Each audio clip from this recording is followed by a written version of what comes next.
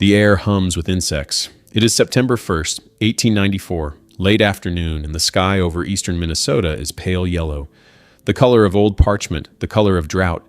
The sun hangs behind a veil of smoke, distant and muted, casting no shadows. Along the tracks of the eastern Minnesota Railway between St. Paul and Duluth, the forest is burning, small fires scattered, loggers' fires, railroad fires, the kind that smolder for weeks in dry summers, filling the air with the scent of charred pine and resin.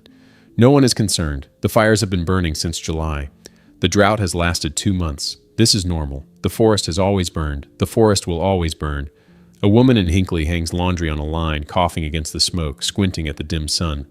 A man in the lumber mill stacks boards, sweat running down his back despite the breeze. A hot wind that tastes of ash and carries the sound of distant crackling, faint and rhythmic, like rain on a roof. The wind is picking up. The temperature is dropping, strangely suddenly, the air cooling despite the heat. Something is wrong. No one can name it yet, but it is there, in the stillness beneath the wind, in the yellow sky, in the way. Animals move restlessly, pawing the ground, shifting in their stalls. 5 miles south of Hinckley, 2 fires are burning, one to the east, one to the west. They have been burning separately for days, fed by slash piles left behind by logging crews, by dry underbrush, by the endless fuel of a pine forest that has not seen rain in 8 weeks. The fires are large, visible from town, plumes of smoke rising in twin columns against the haze. At 3:00 p.m., something changes. The temperature inversion, a layer of cool air sitting above the warm smoke, collapses. The fires find oxygen. They explode upward, flames punching through the inversion, reaching into the cool air above. That air rushes down, feeding the flames, creating wind where there was none. The 2 fires, separated by miles, begin to move. They move toward each other, drawn by the vacuum they are creating, by the physics of heat and pressure. They are not fires anymore. They are becoming something else. A firestorm, a tornado made of flame, spinning, accelerating, consuming everything in its path.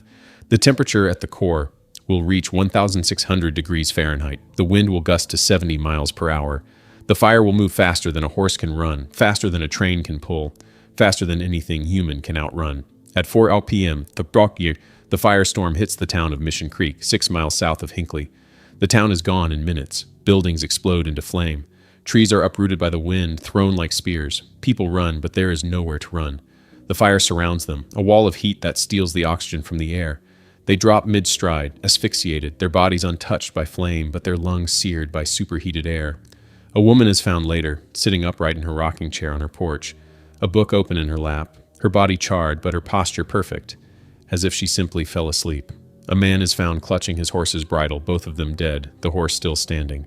The fire does not discriminate. It takes the living and leaves the dead in tableau, frozen in their final moments. Evidence of how fast it moved, how little time there was to react. Brook Park falls next, then Pokegama. Small logging camps, clusters of homes, all erased in the span of 20 minutes. The firestorm is 2 miles wide now, a moving inferno, its roar audible 10 miles away. A sound like thunder mixed with wind, mixed with the scream of air being consumed. Ahead of it, embers rain down. Thousands of them, glowing pieces of bark and wood carried on the superheated updraft, falling like snow, igniting new fires wherever they land. The forest is exploding. Pine trees, their sap boiling, detonate with the force of grenades, sending shrapnel of burning wood in all directions. The ground is on fire. The air is on fire. There is no safe direction, no refuge, only the advancing wall and the certainty that it will take everything. In Hinckley, population 1,200, Fire Chief Craig organizes his volunteers. They have a hand-pumped water wagon, a hose, and buckets. They position themselves at the south end of town, where the smoke is thickest, where embers are beginning to fall. They pump water onto the buildings, onto the wooden sidewalks, onto the piles of lumber stacked beside the mill. The fire is still miles away. They can hold it. They have to hold it. Hinckley is a prosperous town, shops, hotels, an opera house, a new brick schoolhouse. It cannot burn. Chief Craig shouts orders, his men working in frantic rhythm, pumping, spraying, stamping out embers as they land. The smoke grows thicker, the heat intensifies, the sky darkens, though it is only 4:15 p.m. Then the wind shifts, a sudden gust from the south, hot as a furnace blast. The embers turn into a blizzard. Buildings on the south side of town ignite. The volunteers spray water, but the water evaporates before it reaches the flames. The hose burns through. The pump is useless. Chief Craig looks south and sees the wall coming, a black line across the horizon, flames visible above the treetops, towering 50, 60 feet high. He knows what it is. He knows what it means. He mounts his horse and rides through town, shouting, "We can't save the town. It's burning at the south end. Run to the gravel pit. Don't lose a moment, but fly." People pour from buildings, from homes, from the shops and hotels. Some carry belongings, blankets, photographs, children. Others run empty-handed, barefoot, half-dressed. They run east toward the gravel pit, an ugly scar in the earth left by the railroad, an acre of shallow, muddy water surrounded by gravel banks. It is an eyesore, a waste, a place no one wanted. Now it is the only chance. Bull Hinckley, the section foreman, stands at the edge of the pit, directing people in, pushing them, shouting, get in the water, stay down." They wade in, men, women, children, clutching each other, lowering themselves into the water, which is 3 feet deep at most, warm, brown, foul-smelling. More than 100 people crowd into the pit, pressed together, animals among them, dogs, a cow, a horse. They crouch low, covering their heads with wet blankets, wet clothes, anything to shield themselves from the heat that is coming. At the Eastern Minnesota railway station, 2 trains are sitting on the tracks. One is a passenger train, number 4, heading south from Duluth, driven by engineer William Best. The other is a freight train, 40 boxcars, 30 of them empty, driven by Edward Barry. Best sees the smoke, sees the people running, and makes a decision. He cannot go south. The track is on fire. He has to go north, back the way he came, and take as many people as he can. He signals to Barry, "Hook your engine to the rear of my train." Barry reverses, couples his locomotive to the back of Best's passenger cars. Now they have 2 engines, one at each end of the train, and the power to pull 600 people if they have to. Best opens the doors. "Everyone on, now!" The townspeople flood the platform, shoving, climbing, lifting children through windows when the doors are too crowded. Families are separated. People shout names, searching for loved ones in the chaos. The train is packed beyond capacity, people standing in the aisles, sitting on floors, crammed into the space between cars. Best looks south.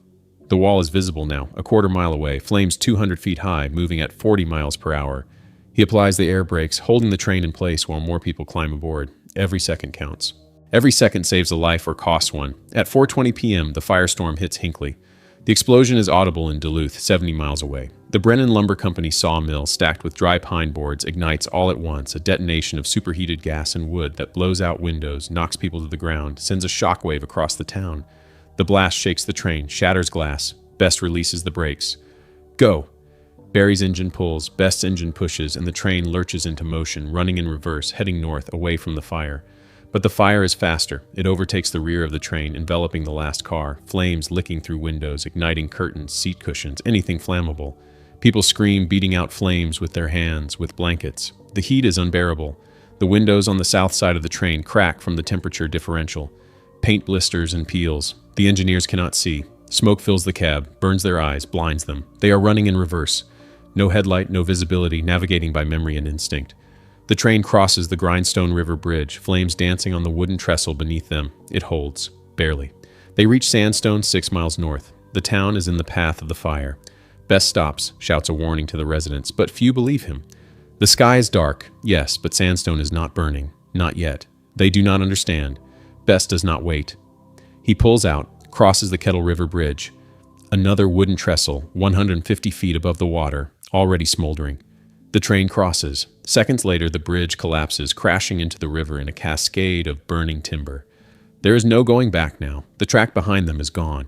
The fire chases them for 20 miles, flames visible through the smoke, heat radiating through the metal of the cars.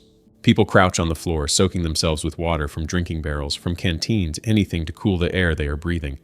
Engineers Best and Barry are blind, their eyes swollen shut from heat and smoke. They do not regain their sight until the next day. They run the train by feel, by the rhythm of the wheels, by the shouted directions of the firemen who can still see. At midnight, the train reaches Superior, Wisconsin. More than 500 people stumble off, alive, burned, traumatized, but alive. 10 miles to the east, another train is approaching Hinckley. The St. Paul and Duluth Limited, number 4, driven by engineer James Root, left Duluth at 1:55 p.m., heading south. Root is a veteran. He ran Sherman's advance train during the Civil War, knows locomotives, knows danger. At 3:01 p.m., his fireman points out the window. Look at that smoke. Root looks. The sky ahead is black, solid, unbroken. He slows the train, peers into the murk. The track curves through forest, and the forest is burning on both sides. He sees people running, staggering, really, out of the woods, onto the tracks. They wave their arms, mouths open, screaming words he cannot hear over the roar of the fire and the engine. He stops the train. The people reach it, collapse against the side, clawing at the doors. Root's conductor opens the cars. Get in, hurry. They climb aboard. Loggers, farmers, families from the camps. Maybe 150 people, soot-covered, gasping, some with burns, some carrying children who are not moving. Root assesses the situation. He cannot go forward. Hinckley is ahead, and Hinckley is burning. He cannot stay here. The forest around them is exploding. He has to go back north to Skunk Lake, a marshy wetland he passed a few miles ago. He throws the engine into reverse, opens the throttle. The train accelerates backward, racing against the fire. The passengers see the flames through the windows, a solid wall advancing from the south, overtaking the trees, overtaking the air itself. The temperature inside the cars spikes. John Wesley Blair, the porter, a black man from Arkansas, possibly born into slavery, moves through the cars, handing out wet towels, soaking them in water, draping them over passengers' faces. Breathe through this. Stay low. His hands are blistering. His face is burned. He does not stop. He moves car to car, calmly, methodically, saving lives with wet cloth and steady words. At 4:25 p.m., the Brennan sawmill explodes. The blast hits Root's train like a fist, shattering the cab windows, sending glass into Root's face and neck. He is cut badly, blood streaming into his eyes, blinding him. He slumps forward, unconscious. The train slows, drifting to a crawl. The passengers panic, screaming, pounding on the doors. Fireman John McGowan grabs a bucket of water, throws it in Root's face. Root gasps, sputters, comes to. He cannot see. His face is a mask of blood, but he can feel the throttle, the brake, the heat radiating through the metal. He opens the throttle wide. The train surges forward, backward, tearing through the fire at 60 miles per hour, faster than it was designed to go in reverse. Wheels screaming, metal groaning. They are outrunning the fire by minutes, maybe less. The flames chase them, licking at the rear car, igniting paint, wood, anything combustible. Blair is in the rear car, spraying passengers with fire extinguishers, beating out flames with his bare hands, his skin blackening, blistering, peeling. He does not scream. He does not stop. He keeps them alive. At 4:35 p.m., the train reaches Skunk Lake. Root stops, shouts to the conductor, "Everyone out! Into the marsh!" The passengers stumble off, wading into the shallow, muddy water, sinking ankle-deep into muck and algae and rotting vegetation. It is 18 inches deep at most, warm, stinking, but it is water. They lie down in it, submerging themselves, holding their breath, coming up only when they must. The fire reaches the lake, roars over it, a wave of heat and flame that sears the air, boils the surface of the water, but does not penetrate. The marsh is too wet, too low, too saturated. The fire passes over them, around them, leaving them singed, burned, traumatized, but alive. Root collapses in the water, his face still bleeding, his vision gone. Blair tends to him, washing the blood away, wrapping his wounds with strips torn from his own shirt. They stay in the marsh for hours, listening to the fire rage in the forest around them, waiting for it to burn itself out. In Hinckley, the gravel pit is an inferno. The people huddled in the water feel the heat like a physical weight, pressing down, crushing the air from their lungs. The fire does not cross the pit. The gravel banks are too barren, the water too wide, but it surrounds it, a horseshoe of flame 200 feet high. The heat radiates inward, raising the temperature of the water, cooking the people in it. They submerge themselves, holding their breath, coming up gasping, only to duck under again. Children cry, then go silent, conserving oxygen, conserving strength. The cow bellows, panicked, thrashing in the water. Someone holds it, calms it, keeps it from trampling the children. A horse stands motionless, water up to its chest, eyes wide, nostrils flaring. The fire rages for 4 hours. The sun disappears. The sky is black, lit only by the glow of burning Hinckley, a hellish orange that reflects off the smoke, turning the world into a negative image, dark where it should be light, bright where it should be dark. At 8:00 p.m., the fire moves on, pushed north by the wind, leaving Hinckley in ruins. The people in the gravel pit emerge, slowly, painfully, their skin blistered, their hair singed, their clothes burned to rags. They climb out of the pit and stand, staring at what is left of their town. Nothing. The buildings are gone, collapsed into piles of ash and twisted metal. The streets are unrecognizable, covered in debris and charred timbers and the blackened remnants of homes and shops. The only structures still standing are the eastern Minnesota, railway roundhouse and the water tower, brick structures that withstood the heat. Everything else is gone, the school, the opera house, the churches, the homes, all reduced to ash. The ground is still hot, too hot to walk on barefoot. The air smells of smoke and something else, something sweet and sickening. The smell of burned flesh. The survivors move through the ruins, calling names, searching for loved ones. They find bodies, dozens of them, then hundreds. Some are in the street, some in the remains of buildings, some in places that make no sense. Carried there by the wind, by the fire, by forces beyond comprehension. On the outskirts of town, a swamp. 127 people sought refuge there, wading into the shallow water, believing it would save them. It did not. The fire, fueled by methane gas rising from the decaying vegetation, ignited the surface of the swamp. The people were trapped, water below, flames above, smoke all around. They suffocated, every one of them, their bodies found later in clusters, huddled together, faces down in the mud, lungs full of toxic gas. The rescuers who find them weep openly, uncontrollably. These are neighbors, friends, children. They are unburned, their clothes intact, their skin pale. They look like they are sleeping, but they are dead, all of them, killed not by fire, but by the air they breathed, by the carbon monoxide and hydrogen cyanide released by burning vegetation, by the simple, cruel physics of combustion in an enclosed space. The survivors from Skunk Lake begin walking south, following the tracks. They pass bodies, charred, unrecognizable, scattered along the rail line like debris. They reach Hinckley at dawn. The town is a skeleton. Smoke rises from the ashes, thin columns drifting into a sky that is clear now, blue, mocking in its serenity. The survivors from the gravel pit are there, prowling through the ruins, searching. Peter Knudsen, the Presbyterian minister, has found watermelons in the remains of a store, cooked in their skins by the heat. He passes them around. His wife milks the cow that survived the pit, gives the milk to the children. They sit in the ash, eating, drinking, silent. There are no words for what they have survived. There is only the fact of survival and the weight of all those who did not. The bodies are counted, 418, in Hinckley and the surrounding towns. The number is official, but it is low. Many are never found, consumed entirely by the fire, reduced to ash, blown away by the wind. Children, livestock, entire families gone, no trace, no remains. The count does not include the Native Americans who lived in the area, who were not part of the official census, who died in the forest in their camps, unnamed and uncounted. The real death toll is likely over 500.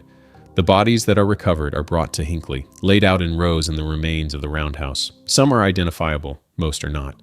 They are sorted by size: men, women, children. Families come to identify their dead, walking the rows looking at faces that are no longer faces, at bodies that are no longer recognizable as human. 248 are buried in mass graves, long trenches dug in the cemetery, the bodies wrapped in blankets, laid side by side, covered with earth. The graves are mounded, unmarked at first, a landscape of grief that stretches across the cemetery like a scar. James Root survives. His vision returns slowly over weeks. The cuts on his face heal, leaving scars he will carry for the rest of his life. He is hailed as a hero, credited with saving nearly 300 lives by backing his train to Skunk Lake. He does not speak of it often. The memory is too heavy: the explosion, the blood, the certainty that he was going to die, the faces of the passengers who trusted him to save them. He goes back to work, eventually running trains, avoiding the Hinckley route when he can. He dies in 1913, 19 years after the fire, his obituary noting his heroism but failing to capture the weight of what he carried, the knowledge that he saved lives but could not save the town, that he outran the fire but not the memory of it. John Wesley Blair, the porter, is less celebrated. The newspapers mention him, briefly, but his heroism is overshadowed by the engineers, by the white men who drove the trains. Blair does not seek recognition. He returns to work. To his wife Emma, to his sons, carrying burns on his hands and face that will never fully heal. He works as a porter for years, quietly, without fanfare. His story known only to those who were on the train, who saw him moving through the flames, handing out wet towels, spraying passengers with extinguishers, keeping them alive with calm words and steady hands. He dies in obscurity, his name lost to history, until researchers uncover it decades later, rescuing him from the anonymity that claimed so many black heroes of the era. William Best and Edward Berry, the engineers who drove the Eastern Minnesota train, are blind for 2 days. When their sight returns, they are hailed as saviors, credited with saving 500 lives. They are given medals, commendations, public recognition. They accept it quietly, humbly, insisting they did only what anyone would have done. But they know better. They know how close it was, how many times the train nearly derailed, nearly burned, nearly became a tomb for the people packed inside. They know that survival was a matter of seconds, of decisions made in the chaos of fire and smoke, of luck and physics and the simple, brutal fact that the fire moved slightly slower than the train. They return to work. They do not speak of the fire unless asked. The memory is too immediate, too raw. The heat, the screams, the certainty that they were going to die, that everyone was going to die, and the miracle that they did not. Hinckley rebuilds. Relief pours in from across the country. Money, food, lumber, clothes. The total value of the aid is estimated at $184,744, a staggering sum in 1894. Temporary shelters are erected, families move into them, begin the slow work of recovery. The town is surveyed, platted, rebuilt with wider streets, fire-resistant materials, better planning. The new Hinckley rises from the ash, smaller, quieter, forever marked by what it lost. The population never recovers. Many survivors leave, unable to bear the memories, the empty spaces where homes and loved ones used to be. The town that once boasted 1,200 residents dwindles to a few hundred, a shadow of its former self. The fire has consequences beyond Hinckley. Minnesota hires its first chief fire warden, General C.C. Andrews, tasked with preventing another disaster. Logging practices change. Slash piles are burned in controlled conditions, not left to smolder. Railroads are required to clear vegetation from their rights-of-way, to install spark arresters on their engines. Fire towers are built across the state, manned by watchmen who scan the horizon for smoke, who sound the alarm when fire is spotted. The changes come too late for Hinckley, but they save other towns, other forests, other lives. The fire becomes a case study in disaster management, in the dangers of clear-cutting, of drought, of ignoring the warning signs that nature provides. Decades pass. The survivors grow old, die, taking their memories with them. The town of Hinckley becomes a name on a map, a place people pass through on the way to Duluth. The fire fades from public consciousness, remembered only by historians, by descendants, by the museum that is built on the site of the old schoolhouse. The museum houses artifacts, charred timbers, melted glass, photographs of the dead, testimonies of the survivors. Visitors walk through, reading plaques, looking at displays, trying to grasp the scale of what happened. But the artifacts cannot convey the heat, the terror, the speed of the fire, the way it turned a town into ash in 4 hours, the way it killed without mercy, without warning, without leaving time to say goodbye. In the cemetery, the mass graves are marked now, covered with grass, dotted with small headstones bearing names when they are known, marked unknown when they are not. 248 people buried together, their lives ended in a single afternoon. Their deaths a shared tragedy that binds them in memory as it bound them in the moment of their dying. Visitors come sometimes to stand at the graves, to read the names, to lay flowers. The visits are rare. The dead are forgotten, mostly except by those who make it their mission to remember, to ensure that the fire is not erased, that the lessons are not lost, that the 418 official dead, and the hundreds more uncounted, are not reduced to a footnote in history. The fire burned for 4 hours. The smoke rose for days, visible from 100 miles away, a black column that marked the death of a forest, of a town, of 400 lives. The smoke cleared, eventually. The sky returned to blue. The forest regrew, slowly, pine giving way to birch and aspen, the landscape transformed by the fire, by the heat that sterilized the soil, by the ash that fertilized new growth. But the memory lingers in the stories passed down through generations, in the museum, in the graves, in the knowledge that fire does not wait, that survival is fragile, that a clear September afternoon can turn into hell in the space of a heartbeat. On September 1st, every year a small ceremony is held in Hinckley. Descendants gather, along with local officials, historians, fire safety advocates. They stand at the monument, a stone marker listing the names of the dead, the dates, the simple, brutal facts. They read the names aloud, all 418, a litany of loss that takes 20 minutes to recite. They light candles, they lay wreaths. They speak of lessons learned, of lives saved by the changes the fire forced into being. But beneath the ceremony, beneath the speeches and the wreaths, there is grief. Old grief, inherited grief. The weight of knowing that these deaths were preventable, that the fire was man-made, caused by logging practices that valued profit over safety, by drought conditions that were ignored, by a failure to understand the power of fire in a dry forest. The trains are long gone. The Eastern Minnesota Railway was absorbed into other lines, its tracks rerouted, its history folded into the larger story of American rail. But the memory of the trains, of Best and Barry running in reverse, of route backing toward Skunk Lake, of Blair handing out wet towels in a burning car, remains. They are the heroes of the fire, the men who refused to abandon their passengers, who drove into the flames and came out the other side. Their names are carved on plaques, printed in books, spoken aloud at the annual ceremony. They are remembered as they should be, as men who did their duty and saved lives in the process.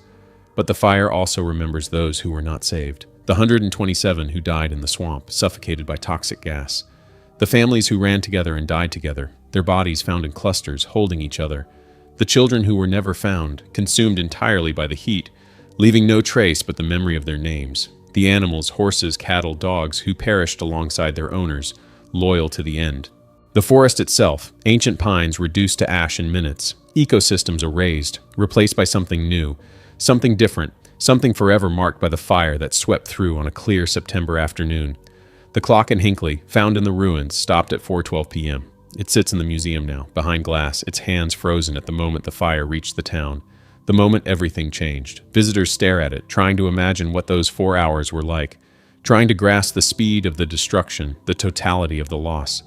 But the clock cannot tell them. It can only mark the moment, the precise instant when time stopped for Hinckley. When the town that was became the town that is remembered. When the living became the dead. And the survivors became the carriers of a memory too heavy to bear alone. The fire is over. The smoke has cleared. The forest has returned. But the ash remains, buried beneath the soil, mixed with the bones of those who died, a layer of history that will endure for centuries, evidence of the day the sky turned black and the earth burned, of the 4 hours that killed 418 people, of the trains that saved hundreds more, of the gravel pit and the swamp and the marsh, of the choices made and the chances taken, and the simple, terrible fact that fire, once unleashed, cannot be stopped. Only survived, only remembered, only learned from in the hope that it never happens again.